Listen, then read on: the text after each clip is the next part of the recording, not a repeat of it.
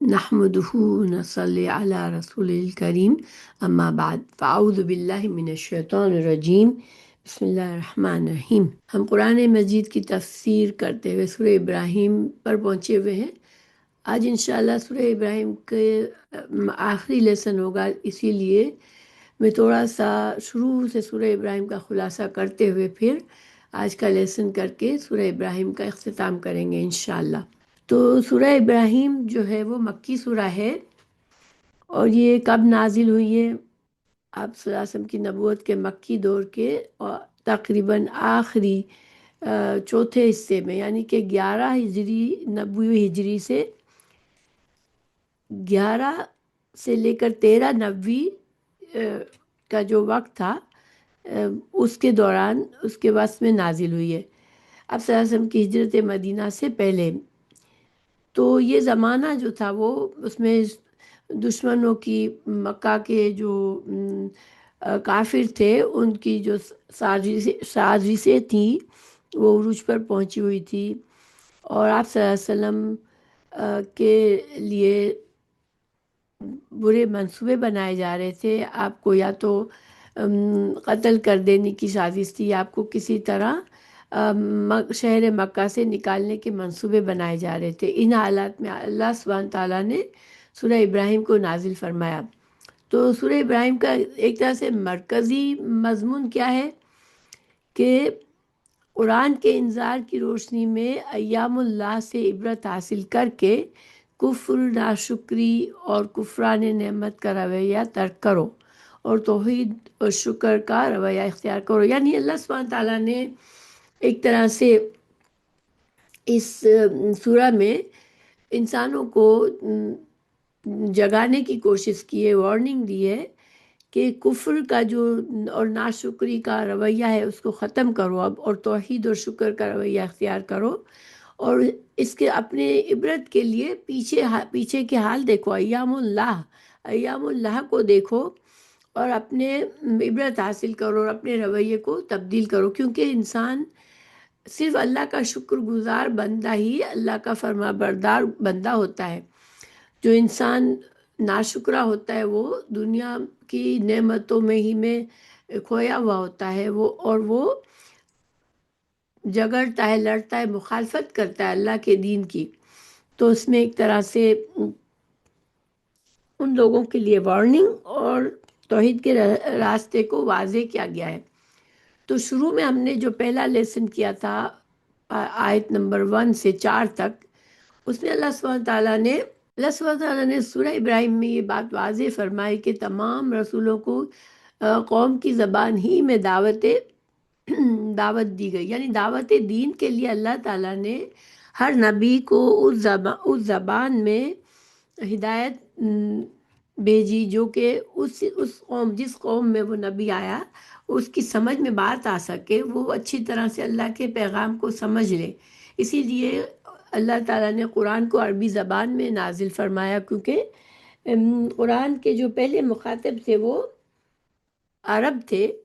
اس وجہ سے ان کے لیے واضح کرنے کے لیے اللہ تعالیٰ نے قرآن کو بھی عربی زبان میں نازل فرمایا۔ تو اللہ تعالیٰ نے پہلی آیت میں، سورہ ابراہیم کی بالکل پہلی آیت میں ہی اللہ تعالیٰ نے قرآن کے نزول کا مقصد واضح فرمایا کہ یہ قرآن غالب اور حمید اللہ تعالیٰ کے طرف سے نازل کیا ہوا، یعنی کہ اللہ تعالیٰ غالب بھی ہے، اللہ تعالیٰ کسی کا محتاج نہیں، اللہ جب چاہے جو چاہے کر سکتا ہے، اور اس کو اپنی مخلوق پر پورا اختیار ہے، لیکن اللہ تعالیٰ ساتھ ہی ساتھ بہت ہی تعریف کے قابل ہے کہ اللہ تعالیٰ نے مخلوق کے لیے، اپنے بندوں کے لیے ہدایت کا سامان کیا ہے، تاکہ وہ اپنی لا علمی میں اور بے جہالت میں وہ اپنی زندگی کو برباد نہ کر دے اور اپنی دنیا اور آخرت کو خراب نہ کرے۔ تو اللہ تعالیٰ نے مقصد بتایا کہ یہ جب اللہ تعالیٰ نزول قرآن کا مقصد کیا ہے کہ وہ انسانوں کو گمراہی کے اندھیروں سے اور شرک کے اندھیروں سے نکال کر توحید کی روشنی کی طرف لے آئے۔ اللہ تعالیٰ نے حضرت موسیٰ علیہ السلام کی بھی وضاحت فرمائی کہ حضرت موسیٰ علیہ السلام کے بھی مقصد یہی تھا، ان کے مبعوث ہونے کا بھی، تاکہ وہ اپنی قوم کو اندھیروں سے نکال کر، گمراہی اور جہالت کے اندھیروں سے نکال کر ہدایت کے نور کی طرف لے آئے۔ آیت 5 میں ہم نے پڑھا تھا سورہ ابراہیم کی۔ پھر اللہ تعالیٰ نے ہمیں ایام اللہ کا لفظ استعمال فرمایا سورہ ابراہیم میں۔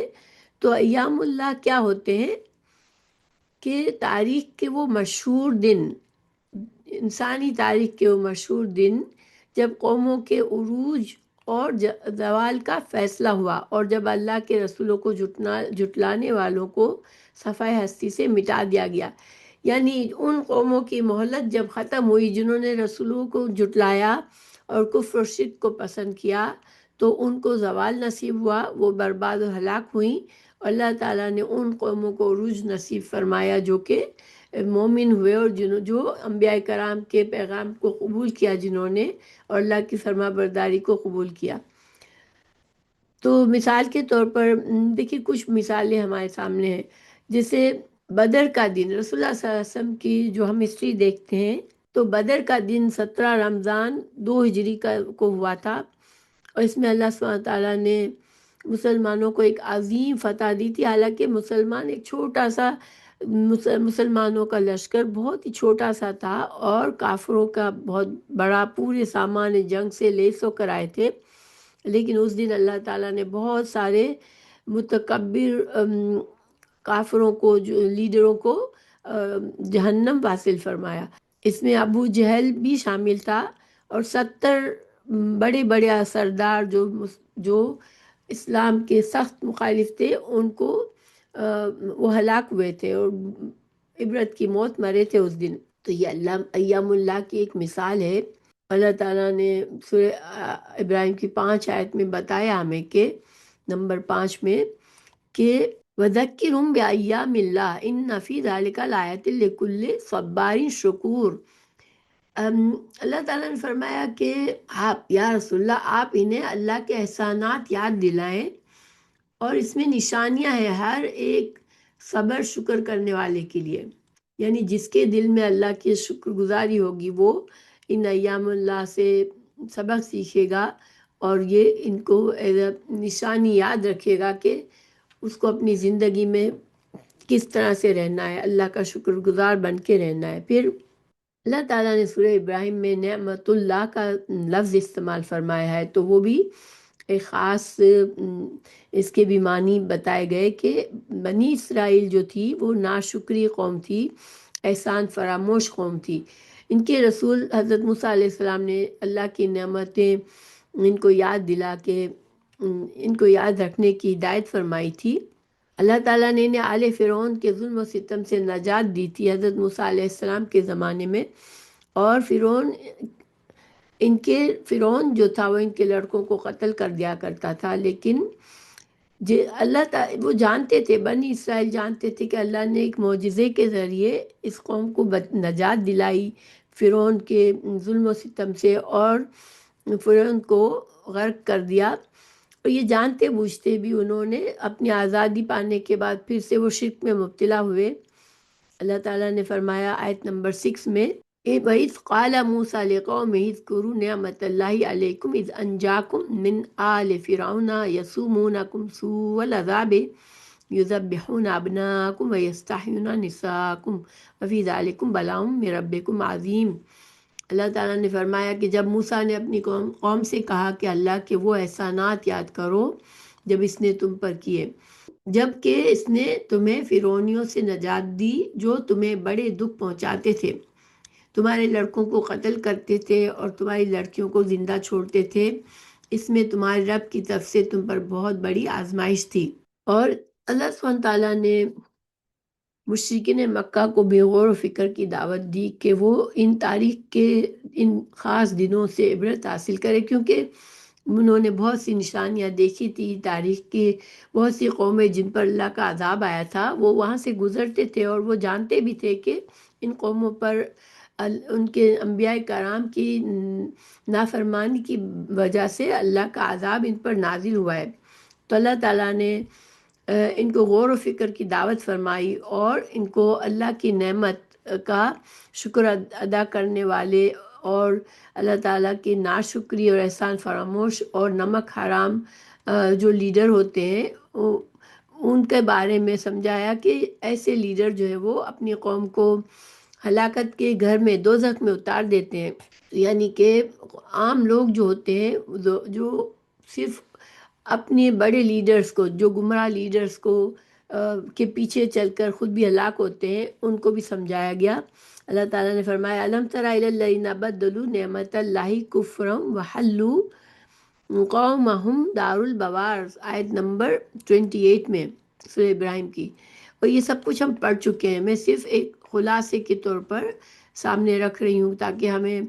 انشاءاللہ جب ہم اس سورہ کو پورا کریں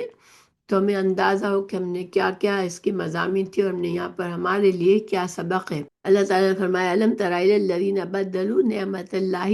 کفرا واحلوا قومہم دار البوار، کیا آپ نے ان کی طرف نظر نہیں ڈالی جنہوں نے اللہ کی نعمت کے بدلے ناشکری کی اور اللہ اپنی قوم کو ہلاکت کے گھر میں لا اتارا۔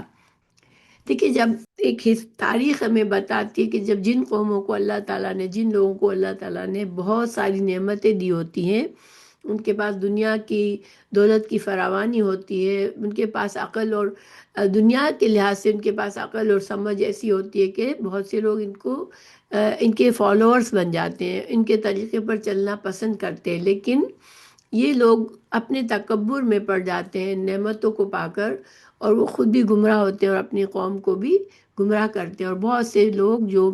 ان کے پیچھے جاتے ہیں وہ بغیر سمجھے سوچے اپنے آپ کو ہلاکت میں ڈال دیتے ہیں۔ اللہ تعالیٰ نے کچھ نعمتیں یاد دلائی انسانوں کو کہ کائنات پر نظر ڈالو اور دیکھو کس طرح اللہ نے اس کائنات کا نظام بنایا ہے، اور جو انسان صحیح معنوں میں اپنی عقل سے دیکھتا ہے ان چیزوں کو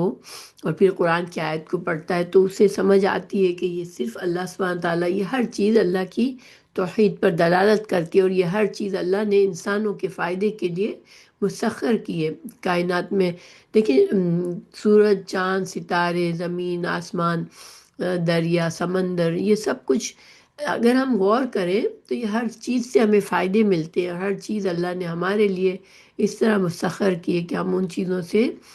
فائدے اٹھاتے ہیں۔ تو اللہ سبحانہ تعالیٰ نے فرمایا آیت نمبر 34 میں کہ وَآتَاكُم مِّن كُلِّ مَا سَأَلْتُمُوهُ وَإِن تَعُدُّوا نِعْمَتَ اللَّهِ لَا تُحْصُوهَا إِنَّ الْإِنسَانَ لَظَلُومٌ کفار، کہ اللہ تعالیٰ فرما رہے ہیں کہ اسی نے تمہیں تمہاری منہ مانگی کل چیزوں میں سے دے رکھا ہے۔ دیکھیے انسان کو پتہ ہے جب اس کو کوئی ضرورت ہوتی ہے تو اللہ کس سے مانگتا ہے، وہ ایون کافر بھی مشکل حالات میں پھنسا ہوا ہوتا ہے تو اسے وہ اللہ سے مانگتا ہے۔ اللہ تعالیٰ اپنی رحمت سے نافرمانوں اور فرما برداروں سب کو دنیا کے فائدے اللہ تعالیٰ دیتا ہے، اللہ تعالیٰ دعائیں قبول فرماتا ہے۔ اور اللہ تعالیٰ نے فرمایا کہ اگر تم اللہ کے احسانات کو گننا چاہو تو انہیں پوری طرح گن بھی نہیں سکتے، یقیناً انسان بڑا ہی بے انصاف اور ناشکرا ہے۔ دیکھیں اگر صرف ہم اپنی حالت، اپنے آپ پر غور کریں، کس نے ہمیں زندگی بخشی، کس نے ہمیں آنکھیں دی، کس نے ہمیں کان دیے، اپنا دل بنایا، ہم اپنے جسم کے مختلف جو ہمارے جسم میں چیزیں کام کر رہی ہیں، جس طرح ہمارا اتنا اچھا نظام چلتا ہے ہمارے جسم کا، یہ سب کچھ کس نے دیا؟ اور ہمیں یہ چیزیں تو بغیر مانگے دے دی اللہ تعالیٰ نے۔ پھر ہم دنیا میں اب بے شمار چیزیں مانگتے رہتے ہیں اللہ سے، اور اللہ سبحانہ تعالیٰ یہ جو ہمیں دیتا ہے، لیکن انسانوں کی اکثریت جو ہے وہ بہت زیادہ ناشکری ہے اور بے انصاف ہے۔ بے انصاف کیوں ہے؟ کہ وہ دوسروں کی طرف جھکتا ہے، جب اسے کچھ فائدے ملتے ہیں تو وہ اللہ کی طرف ان کی نسبت کرنے کے بجائے وہ دوسروں پر کا احسان مند بنتا ہے کہ دوسروں کی وجہ سے اسے یہ نعمتیں ملی ہے۔ لیکن اللہ سبحانہ تعالیٰ سمجھا رہا ہے کہ یہ بہت ہی ناشکری کا طریقہ ہے جو اکثر انسان ناشکرے بن کے زندگی گزارتے ہیں۔ اللہ تعالیٰ نے سورہ ابراہیم میں 4 الفاظ استعمال فرمائے: شکر، کفر، صبار اور شکور۔ تو دیکھیں شکر، کفر، صبار جو ہے صبر، بہت زیادہ صبر کرنے والا، مبالغے کا صیغہ ہے، اور شکور بھی مبالغہ ہے، بہت زیادہ شکر مند۔ اور کفر جو ہوتا ہے اس کا معنی ہوتا ہے کفران نعمت، اللہ تعالیٰ کہ جب ہم یعنی انسان ناشکراپن کرتا ہے تو یہ ایک طرح کا کفر ہوتا ہے، کفران نعمت ہوتا ہے اللہ کی نعمتوں کا۔ اور اللہ کی نعمتوں کا شکر کیا ہوتا ہے؟ اللہ کی نعمتوں کا ہم یہ احساس رکھیں کہ اللہ نے ہمیں دیے، اور پھر جب اللہ نے ہمیں جو نعمتیں دیے تو ہم اس کا استعمال دنیا میں اللہ سبحانہ تعالیٰ کے احکامات کے مطابق، اللہ کی رضا کے مطابق ان نعمتوں کو استعمال کریں تو یہ شکر ہے۔ اگر انسان اللہ کی نعمتوں کا اللہ کی طرف حوالہ نہیں کرتا، دوسروں کی طرف کرتا ہے، یا ان نعمتوں سے گناہ کے کام کرتا ہے تو یہ بہت زیادہ ناشکری کا عمل ہے، اور اللہ سبحانہ تعالیٰ کے ساتھ کی توحید کو نا قبول کرنا، اس سے بڑی ناشکری کوئی ہے چیز نہیں ہے، کیونکہ انسان کی عقل بھی اسے بتاتی ہے، اس کے فطرت میں بھی اللہ نے توحید کا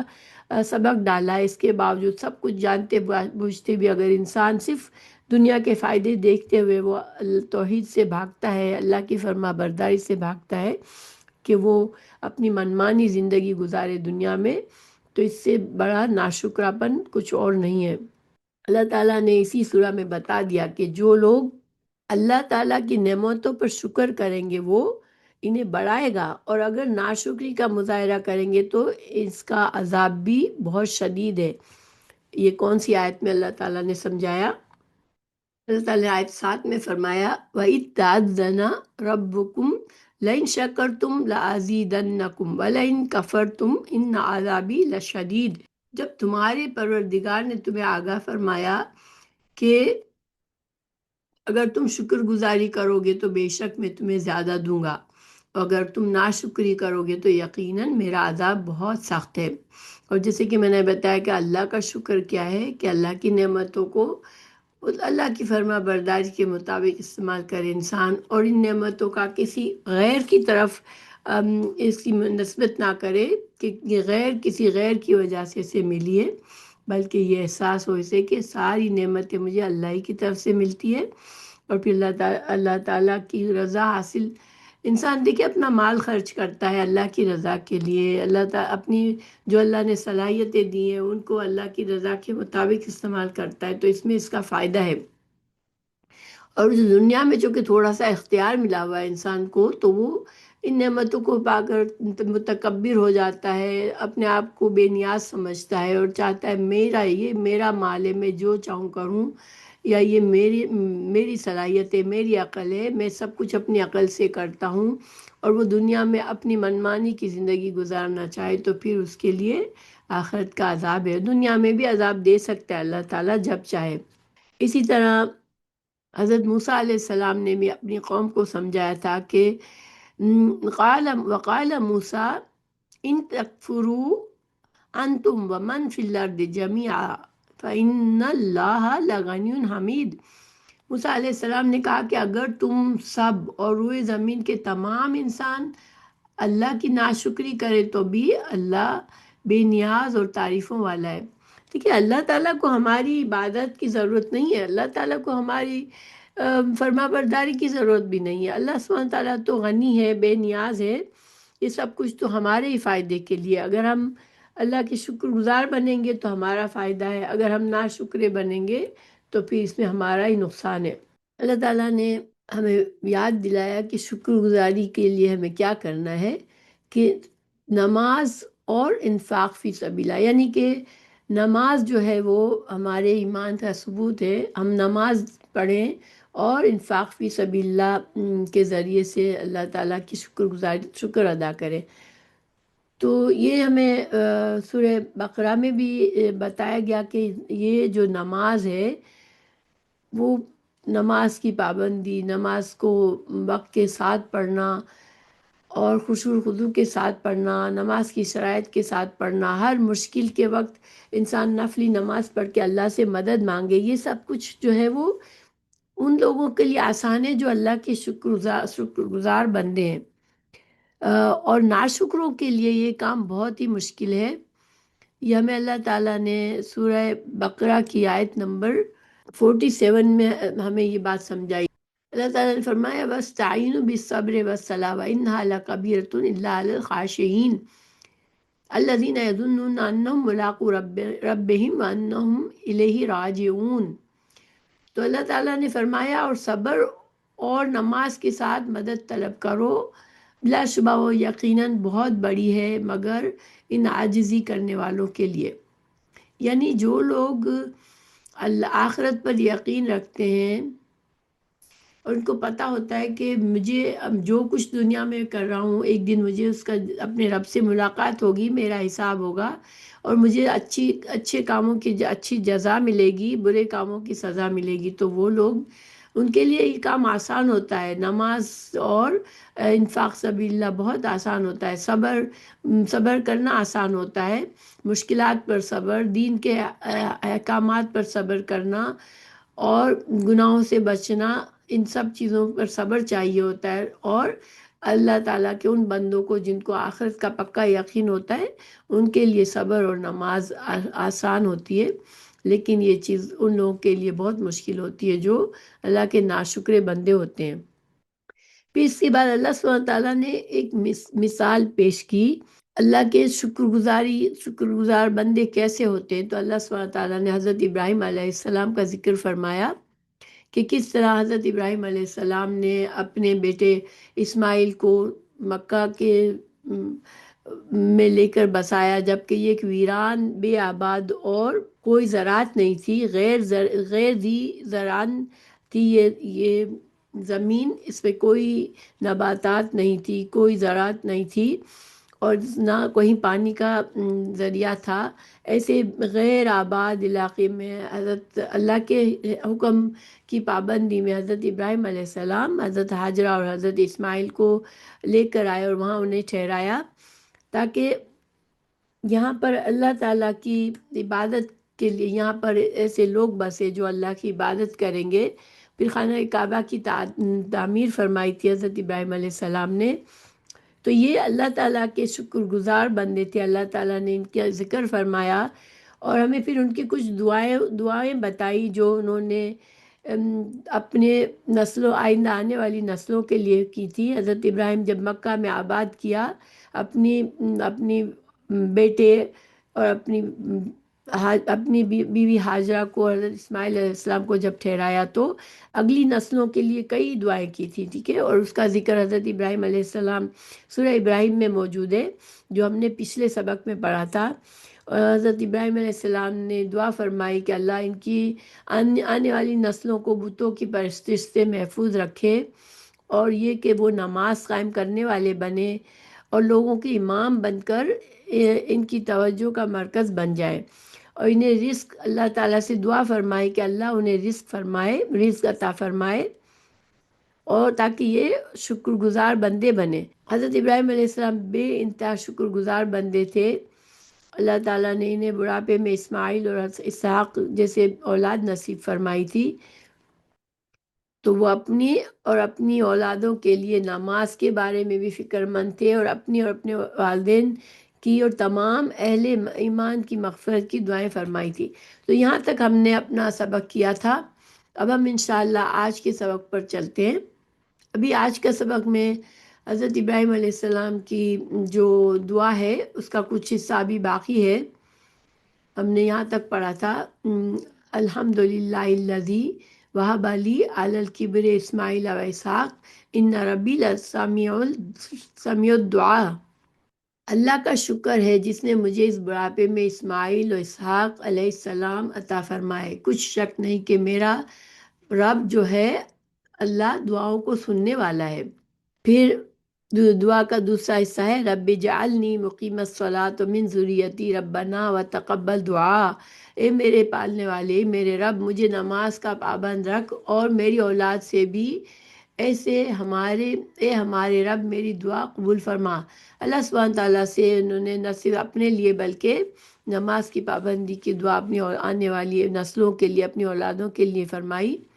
اپنے ساتھ اپنی اولاد کے لیے بھی دعا مانگی، جیسے اس سے قبل بھی اپنے ساتھ اپنی اولاد کے لیے بھی یہ دعا مانگی کہ انہیں پتھر کی مورتیوں کو پوجنے سے بچا، جس سے یہ معلوم ہوتا ہے کہ اللہ کے دین کی داعیوں کو اپنے گھر والوں کی ہدایت اور ان کی دینی تعلیم اور تربیت سے غافل نہیں رہنا چاہیے۔ یعنی انسان کو، مسلمان اگر مومن ہے تو وہ اپنے اولاد، اپنے گھر والوں کے لیے فکر ضرور کرے۔ یہ حضرت ابراہیم علیہ السلام کی دعاؤں سے ہم سیکھتے ہیں۔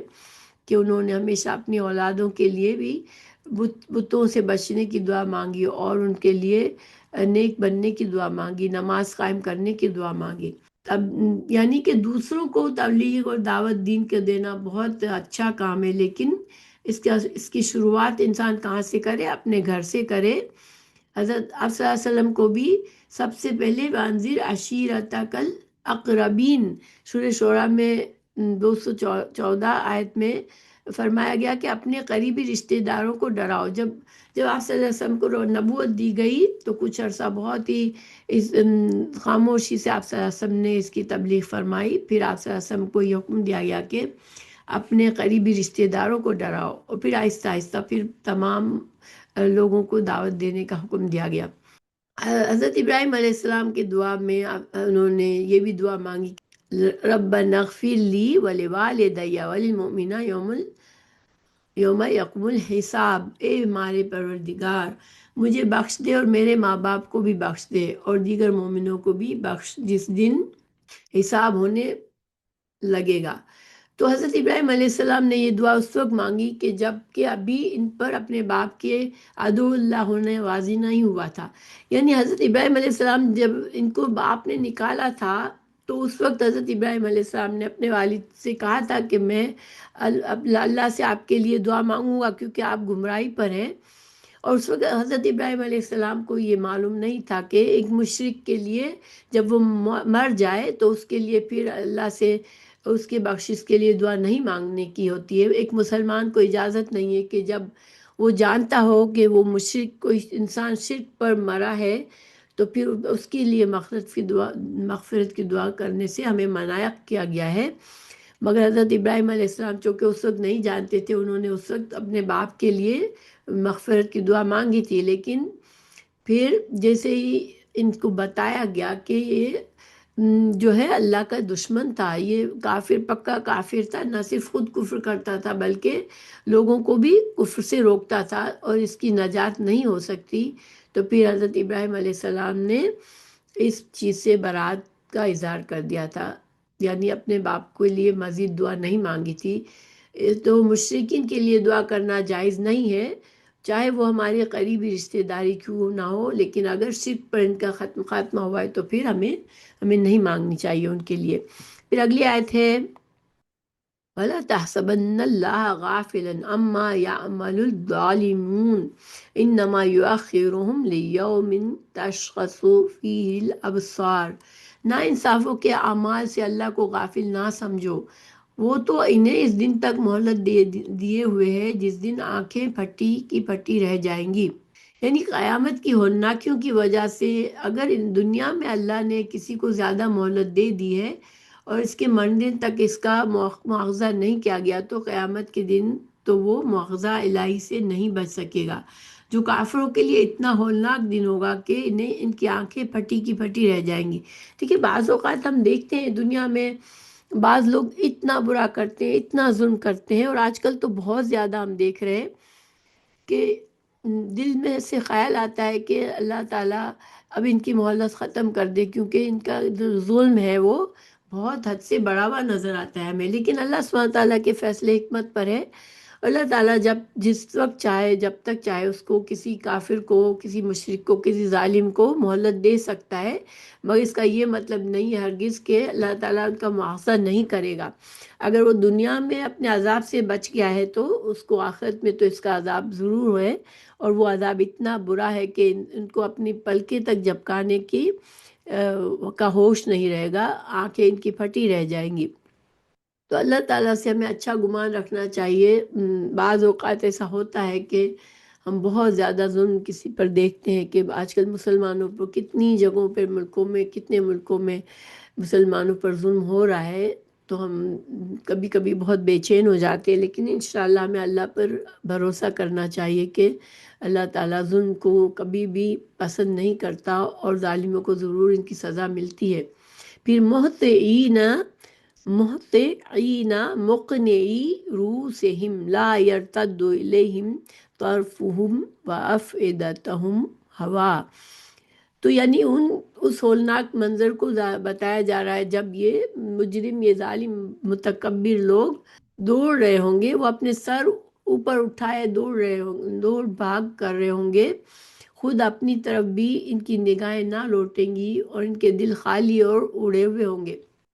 یعنی وہ منظر اتنا ہولناک ہوگا کہ وہ اس کو دیکھیں گے تو فکر اور خوف اپنے بارے میں انہیں ہوگا، یعنی انہیں پتا ہوگا کہ ہم اب ہم ہلاک ہو گئے، اب ہم سخت عذاب کا سامنا ہمارے لیے اب ہے۔ تو ان کی جو نظریں ہوں گی، آنکھیں ان کی ایک لحظہ کے لیے بھی بس نہیں ہوگی، یعنی وہ دیکھیے انسان جب اپنے ہوش کھو بیٹھتا ہے، ایسا منظر دیکھتا ہے تو اسے اپنا ہوش نہیں رہتا، تو یہی حال ان کا ہوگا۔ کثرت خوف سے ان کے دل گرے ہوئے اور خالی ہو جائیں گے، یعنی اس وقت ان کے دلوں میں کوئی اور کا خیال باقی نہیں رہے گا، وہ صرف ان کی طرف جو عذاب آنے والا ہے وہ اسی کی فکر میں ہوں گے۔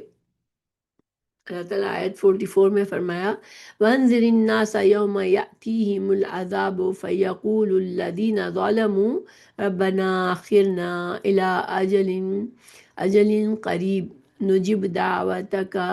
وَنَتَّبِعِ الرُّسُلَ أَوَلَمْ تَكُونُوا أَقْسَمْتُم مِّن قَبْلُ مَا لَكُم مِّن زَوَالٍ۔ لوگوں کو اس دن سے ہوشیار کر دے جب کہ ان کے پاس عذاب آئے گا اور ظالم کہے گا اے ہمارے رب، ہمیں بہت تھوڑے قریب کے وقت کی مہلت دے دے، ہم تیری تبلیغ مان لیں گے اور تیرے پیغمبروں کی تابع داری میں لگ جائیں گے۔ کیا تم اس سے پہلے بھی قسمیں نہیں کھا رہے تھے کہ تمہارے لیے دنیا سے ٹلنا ہی نہیں ہے؟ تو یعنی کہ جب وہ عذاب کا ان کو یقین آ جائے گا، جب تو وہ اللہ سے گڑ گڑانے لگیں گے، یا اللہ ہمیں تھوڑی تو مہلت دے دے تاکہ ہم ایمان لے آئیں اور ہم تیرے فرما بردار بن جائے۔ تو دنیا میں وہ پہلے جب ان کو جب ڈرایا جاتا تھا حساب کتاب سے، جنت اور دوزخ کا انہیں بتایا جا رہا تھا، انہیں اللہ کی فرما برداری کی طرف، ایمان کی طرف بلایا جا رہا تھا، تو یہ کہتے تھے نہیں یہ تو کچھ بھی نہیں ہوگا، کوئی حساب کتاب نہیں ہوگا، بس ہم تو مر جائیں گے، بات ختم ہو جائے گی۔ جو انسان یہاں سے مرتا ہے پھر کوئی وہ دوبارہ تھوڑی اٹھتا ہے، اور وہ جنت دوزخ ہر چیز کا انکار کرتے تھے، دوبارہ زندہ ہونے کا انکار کرتے تھے، اور اس پر قسمیں کھاتے تھے اور دوسروں کو بھی یقین دلاتے تھے کہ یہ ساری باتیں یوں ہی بنائی ہوئی ہے۔ تو اب ان سے جب اس وقت جب یہ اللہ سے گڑ گڑائیں گے اللہ کے سامنے کہ اللہ ہمیں تھوڑی مہلت دے دے تاکہ ہم تیرے فرما بردار ہو جائے، قسمیں کھائیں گے کہ اللہ اب تو ہم تیرے فرما بردار ہو جائیں گے، مگر اللہ سبحانہ تعالیٰ ان سے کہہ دیا جائے گا کہ تم نے تو پہلے بھی قسمیں کھائی تھی کہ یہ دن آئے گا ہی نہیں، تو اب یہ دن آ گیا، یعنی اس وقت ان کی کوئی بات سن نہیں جائے گی، اس وقت کا ایمان کام نہیں آئے گا، تو اب جو ہے تم سے یہ عذاب نہیں ٹلے گا۔ پھر وَسَكَنْتُمْ فِي مَسَاكِنِ الَّذِينَ ظَلَمُوا أَنفُسَهُمْ وَتَبَيَّنَ لَكُمْ كَيْفَ فَعَلْنَا بِهِمْ وَضَرَبْنَا لَكُمُ الْأَمْثَالَ۔ اور کیا تم ان لوگوں کے گھروں میں رہتے سہتے نہ تھے جنہوں نے اپنی جانوں پر ظلم کیا، اور کیا تم پر وہ معاملہ کھلا نہیں کہ ہم نے ان کے ساتھ کیسا کچھ کیا؟ ہم نے تو تمہارے سمجھانے کو بہت سی مثالیں بیان کی تھی۔ اصل میں ان آیات میں جو کہ یہ آخر تک چلیں گی، ان میں عقل مندوں کو سمجھایا جا رہا ہے کہ عقل مندوں کو شرک چھوڑ کر خالص توحید اختیار کرنے کا مشورہ دیا جا رہا ہے۔ قرآن کے بارے میں وضاحت کی گئی کہ یہ ایک واضح اعلان اور بلاغ ہے، اور اس کا مقصد انسانیت کو خبردار کرنا ہے۔ ھذا بلاغ للناس لینذروا بہ ویعلموا انما ھو الہ واحد ولیذکر اولو الالباب۔ رسول اللہ صلی اللہ علیہ وسلم کو ہدایت کی گئی کہ وہ لوگوں کو قیامت کے دن کے آفت سے خبردار کرے۔ وَانذِرِ النَّاسَ يَوْمَ يَأْتِيهِمُ الْعَذَابُ، تو روز قیامت کا نقشہ کھینچا گیا اور کافرین اور ظالمین کی ندامت اور شرمساری پر مشتمل جملے نقل کیے گئے کہ اس وقت کس طرح سے وہ ندامت محسوس کریں گے اور کس طرح سے وہ شرمسار ہوں گے، اور بتایا گیا کہ وہ زنجیروں میں جکڑے ہوئے ہوں گے اور ان کے لباس تارکول کے ہوں گے، ان کے چہروں کی آگ ڈھانک لے گی۔ تاریخ گواہی دیتی ہے کہ کافروں کے نے بہت سی چالیں چلی، ایسی زبردست چالیں تھی کہ پہاڑ بھی اپنی جگہ سے سرک جائے، لیکن رسولوں نے ثابت قدمی کا مظاہرہ کیا۔ تو یہ اس آیت میں جو قریش ہیں، جو مکہ کے کافر ہیں، ان کو سمجھایا گیا، ان کو عبرت دلائی گئی کہ تم پچھلے قوموں کے واقعات سے تو تم کو بتایا گیا، قرآن میں بھی بتایا گیا، پھر تم ان کے آثار بھی دیکھتے ہو اور ان کے کھنڈرات بھی تمہیں دعوت غور فکر دے رہے ہیں۔ اگر تم ان سے عبرت نہ پکڑو اور اس کے انجام سے بچنے کی فکر نہ کرو تو تمہاری مرضی، پھر تم بھی اسی انجام کے لیے تیار رہو۔ دیکھیے، انسان عبرت جو اپنی عقل کو استعمال کرتا ہے وہ عبرت حاصل کرتا ہے، اور کسی کے برے انجام سے کو دیکھ کر وہ پھر ان چیزوں سے بچنے کی کوشش کرتا ہے۔ اور جو ان کو پتا تھا کہ یہ اپنے رسولوں کی نافرمانی کرنے پر اور کفر پر اڑے رہنے کی وجہ سے یہ ہلاک ہوئے ہیں، قوم سمود، قوم عاد، ان کو پتا تھا، جو ان کے کھنڈرات دیکھتے تھے، تو ان کو سمجھایا جا رہا، یہاں بھی سمجھایا جا رہا ہے کہ تم تو ان کے گھروں میں رہتے سہتے ہو، یعنی جہاں پر پچھلی قومیں آباد تھی، جنہوں نے نافرمانی کی، جو ماری گئی، جو ہلاک ہوئی، تو تم تو انہی علاقوں میں رہتے ہو، بستے ہو، وہاں سے سفر کرتے ہو، تو پھر تم کیوں عقل سے کام نہیں لیتے ہو؟ اللہ تعالیٰ نے تو تمہارے لیے مثالیں بیان کر دی، اب تمہاری مرضی ہے کہ تم مانو یا نہ مانو۔ وقد مکروا مکرہم وعند اللہ مکرہم وإن کان مکرہم لتزول منہ الجبال۔ یہ اپنی اپنی چالیں چل رہے ہیں اور اللہ کو ان کی تمام چالوں کا علم ہے، اور ان کی چالیں ایسی نہ تھی کہ ان سے پہاڑ اپنی جگہ سے ٹل جائے۔ دیکھیے، آج ہم دیکھتے ہیں کس طرح سے لوگوں کو مس گائیڈ کیا جاتا ہے۔ آج ہم میڈیا دیکھتے ہیں، خبریں سنتے ہیں، ہمیں دشمنوں کی چالوں کا ہمیں اندازہ ہوتا ہے کہ کس طرح سامنے سامنے جھوٹ بولتے ہیں۔ بڑے بڑے لیڈرز آتے ہیں اور وہ اپنے برے اعمال کو، لوگوں پر ظلم و ستم کرنے کو اصلاح بتاتے ہیں کہ ہم تو ان کی اصلاح کر رہے ہیں، ہم دنیا میں اچھائی کر رہے ہیں، اور یہ عام بچے کو بھی پتہ ہوتا ہے کہ یہ جھوٹ بول رہے ہیں۔ اور جس طرح سے یہ چالیں چلتے ہیں، مکر کرتے ہیں، چیزوں کو گھما پھرا کے ظاہر کرتے ہیں، جو زیادہ سمجھدار نہیں ہوتے، جو اپنے عقل کو استعمال نہیں کرتے، وہ ان کی باتوں میں آ بھی جاتے ہیں اور ان کی باتوں سے سمجھتے ہیں کہ ہاں یہ لوگ جو کر رہے ہیں وہ صحیح ہے، لیکن اللہ نے جن کو عقل دی ہے ان کو معلوم ہوتا ہے کہ یہ ان کے چالیں ہیں۔ دیکھیے، جب مکہ کے قریش کو بھی واضح، ان کو پتا تھا کہ یہ نبی، ان پر واضح ہو گیا یہ نبی محمد صلی اللہ علیہ وسلم سچے نبی ہیں، لیکن وہ جو کافر تھے، جو یہودی تھے، ان کو بھی پتہ چل گیا تھا، لیکن اپنی چالیں چلتے رہے اور حق کو باطل ثابت کرتے رہے اور حق کو رد کرتے رہے۔ تو پھر اس کے لیے انہیں ہیلے بنانے پڑتے تھے، انہیں چالیں چلنی پڑتی تھی، چیزوں کو الٹا کر کے دکھانا پڑتا تھا۔ اللہ تعالیٰ نے فرمایا کہ اللہ ان تمام چالوں کا علم رکھتا ہے اور اس کے پاس درج ہے جس کی وہ ان کو سزا دے گا۔ تو چونکہ پہاڑ، اللہ تعالیٰ نے فرمایا کہ ان کی مکاری اور ان کی چالیں اتنی زبردست قسم کی ہوتی تھی کہ پہاڑ بھی ہل جائے، پہاڑ ٹل گئے ہوتے اگر اپنی جگہ سے برقرار نہ رہتے، یعنی کہ اتنی زبردست چالیں تھی کہ پہاڑ بھی اپنی جگہ پر برقرار نہ رہتے، جبکہ سب پہاڑ اپنی اپنی جگہ پر ثابت اور برقرار ہیں۔ اور یہ کیوں ہے کہ ان کی چالیں کتنی بھی زبردست ہو، کتنی بھی بڑی چالیں ہو، اللہ تعالیٰ پورے کنٹرول میں ہے۔ اللہ تعالیٰ کو کوئی کسی کی چالوں سے کوئی فرق نہیں پڑتا۔ اللہ تعالیٰ کی تدبیریں ان سے کہیں زیادہ، اپنی تدبیر سے اللہ تعالیٰ ہر معاملے کو چلاتا ہے۔ دوسرے معنی، یقیناً ان کے مکر تو اتنے بڑے تھے کہ پہاڑ بھی اپنی جگہ سے ٹل جاتے۔ یہ تو اللہ ہی ہے جس نے ان کے مکروں کو کامیاب نہیں ہونے دیا۔ جیسے مشرکین کے شرک کے بارے میں اللہ تعالیٰ نے فرمایا، تکاد السماوات یتفطرن منہ وتنشق الارض وتخر الجبال ہدا ان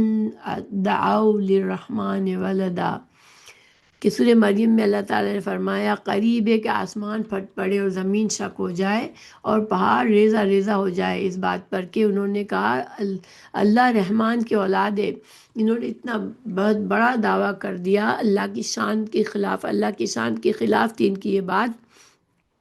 اور یہ اتنی بڑی بات تھی کہ آسمان پھٹ جاتے، زمین شک ہو جاتی اور پہاڑ ریزہ ریزہ ہو جاتے، مگر اللہ سبحانہ تعالیٰ نے ان کو فوراً نہیں پکڑا۔ اور ابھی بھی جو لوگ ایسا سمجھتے ہیں یہ اللہ کے لیے اولاد بناتے ہیں، چاہے کسی بھی مذہب سے تعلق ہے ان کا، تو وہ بہت ہی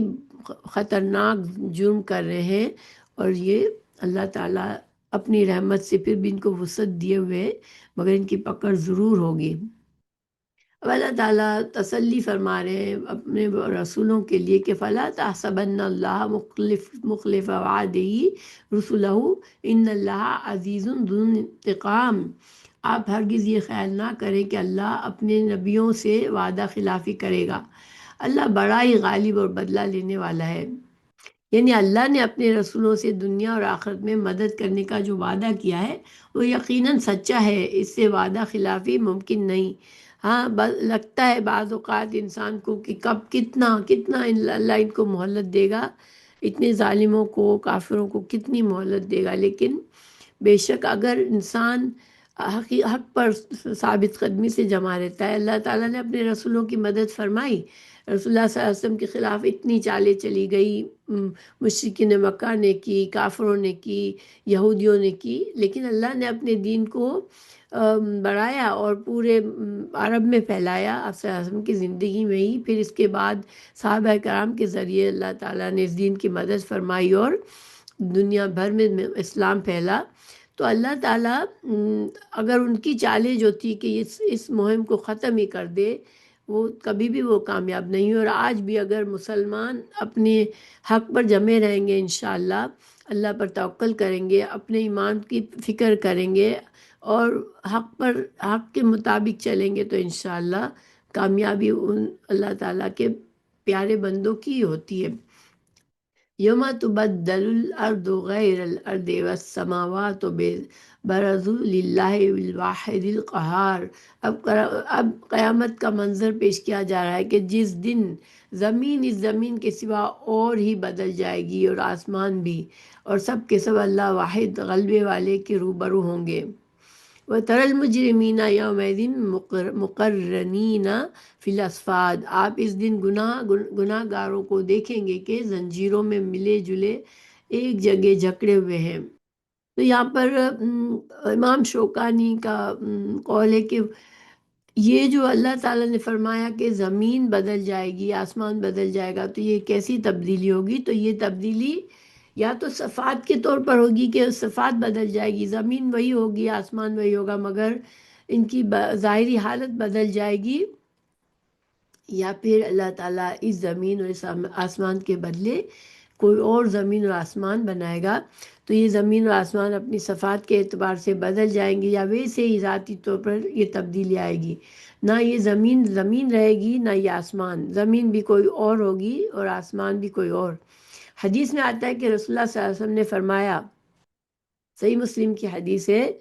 کہ قیامت والے دن لوگ سفید بھوری زمین پر اکٹھے ہوں گے جو میدے کی روٹی کی طرح ہوگی، اس میں کسی کا کوئی جھنڈا یا علامتی نشان نہیں ہوگا، یعنی بالکل نہ پہاڑ نہ چٹیل میدان ہوگا، بالکل سفید جیسے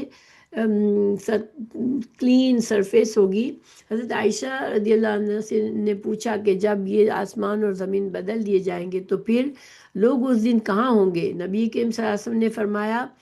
صراط پر، یعنی کہ پل صراط پر۔ ایک یہودی کے استفسار پر آپ صلی اللہ علیہ وسلم نے فرمایا کہ لوگ اس دن پل صراط کے قریب اندھیرے میں ہوں گے، صحیح مسلم کی حدیث ہے یہ۔ وَتَرَى الْمُجْرِمِينَ يَوْمَئِذٍ مُقَرَّنِينَ فِي الْأَصْفَادِ۔ آپ اس دن گناہ گاروں کو دیکھیں گے کہ زنجیروں میں ملے جلے ایک جگہ جڑے ہوئے ہوں گے، مجھے اس وقت زنجیروں میں جکڑے ہوئے ہوں گے۔ سَرَابِيلُهُم مِّن قَطِرَانٍ وَتَغْشَىٰ وُجُوهَهُمُ النَّارُ۔ ان کے لباس گندک کے ہوں گے اور آگ ان کے چہروں پر بھی چڑھی ہوئی ہوگی۔ دیکھیں گندک جو ہے وہ بہت زیادہ جلتی ہے، تو ایک طرح سے شدت بتائی گئی ہے کہ ان کے جسم جل رہے ہوں گے، کیونکہ ان کے جسموں پر آگ جو ہے وہ جو لباس جو ہوں گے وہ گندھک کے ہوں گے، جو کہ بہت زیادہ جلدی جلتا ہے، اور آگ ان کے چہروں پر بھی چڑھی ہوئی ہوگی۔ اللہ بچائے، ہمیں محفوظ رکھے۔ لیجزی اللہ کل نفس ما کسبت ان اللہ سریع الحساب، یہ اس لیے کہ اللہ تعالیٰ ہر شخص کو اس کے لیے اس کے کیے ہوئے اعمال کا بدلہ دے، بے شک اللہ تعالیٰ کو حساب لیتے کچھ دیر نہیں لگنی۔ ھذا بلاغ للناس لینذروا به ولیعلموا انما هو الہ واحد ولیذکر اولو الالباب، یہ قرآن تمام لوگوں کے لیے اطلاع نامہ ہے، اس کے ذریعے سے وہ ہوشیار کر دیے جائیں اور بخوبی معلوم کر لیں کہ اللہ ایک ہی معبود ہے، اور تاکہ عقل مند لوگ سوچ سمجھ لیں۔ تو یہ اشارہ قرآن کی طرف ہے یا پچھلی تفصیلات کی طرف۔ وَلَا تَحْسَبَنَّ اللَّهَ غَافِلًا سے بیان کی گئی ہے، یعنی کہ اللہ تعالیٰ غافل نہیں ہے۔ پیچھے کہا گیا اللہ تعالیٰ ان چالوں سے غافل نہیں ہے، تو یہ پھر اس آیات میں ان کی حالت بتائی گئی کہ ان کا یہ حال ہونے والا ہے، اور یہ قرآن جو ہے، قرآن کے بارے میں بتا دیا گیا کہ یہ تمام لوگوں کو ایک اللہ کی طرف سے اطلاع دی جا رہی ہے کہ اچھے کا انجام اچھا ہوگا اور برے کا انجام برا ہوگا، اور بروں کے انجام کی وضاحت بھی تھوڑی کر دی گئی یہاں پر۔ اللہ تعالیٰ ہمیں برے انجام سے بچائے۔ تو ان آیات کا خلاصہ کیا ہے کہ قرآن قرآن کے بارے میں بتایا گیا ہمیں کہ یہ واضح اعلان اور ابلاغ ہے، اور اس کا مقصد انسانیت کو خبردار کرنا ہے۔ قرآن ہماری ہدایت کے لیے آئی ہے، اور قرآن کو اللہ تعالیٰ نے انسانوں کی ہدایت کے لیے نازل فرمایا ہے، اور اس میں انسانوں کو ہر طرح سے سمجھایا گیا ہے، اور ان کو اچھے اور برے انجام کے بارے میں بتایا گیا ہے۔ تو عقل مند جو لوگ ہیں وہ عقل سے کام لیں گے اور اس سے ہدایت پائیں گے۔ رسول اللہ صلی اللہ علیہ وسلم کو ہدایت کی گئی کہ وہ لوگوں کو قیامت کے دن کی آفت سے خبردار کرے، اور وَأَنذِرِ النَّاسَ يَوْمَ يَأْتِيهِمُ الْعَذَابُ، تو روز قیامت کا نقشہ کھینچا گیا، اور کافرین اور ظالمین کی ندامت اور شرمساری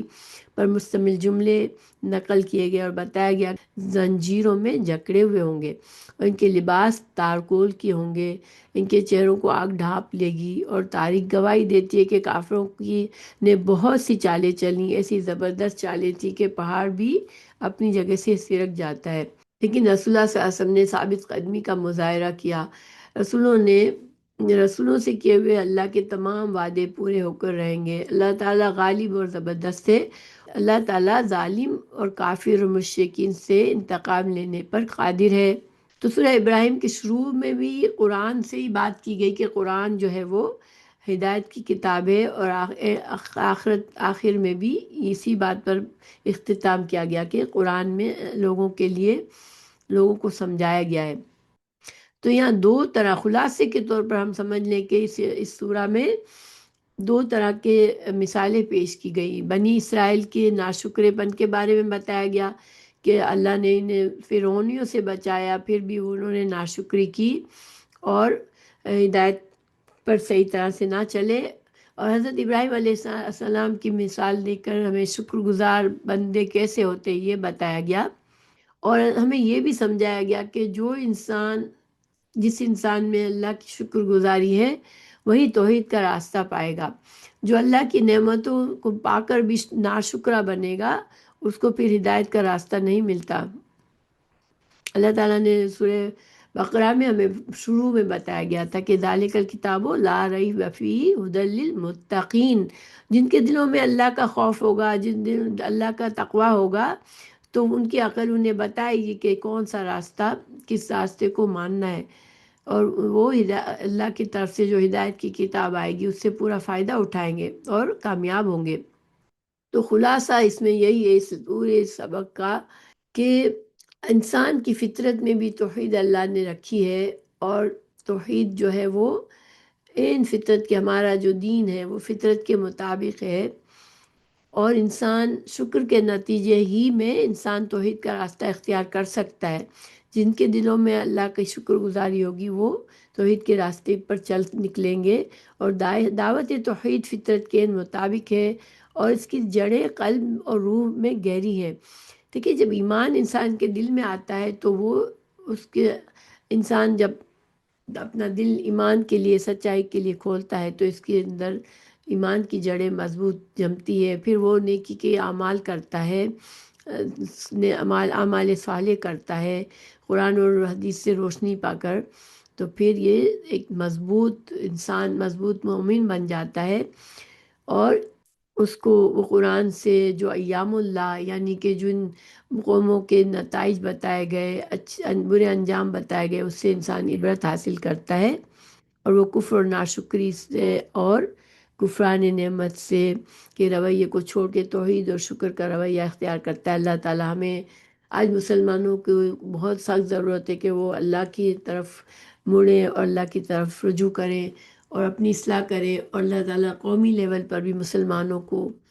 اچھے لیڈر، اچھے حکمران نصیب کرے کہ جو عام انسانوں کو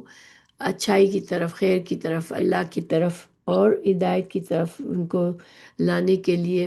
جد و جہد کریں انشاءاللہ۔ آمین۔ اللہ تعالیٰ مسلمانوں کو صحیح معنوں میں مضبوط قوم بنا دے، امت بنا دے، اور اسلام کو سربلندی عطا کرے، آمین۔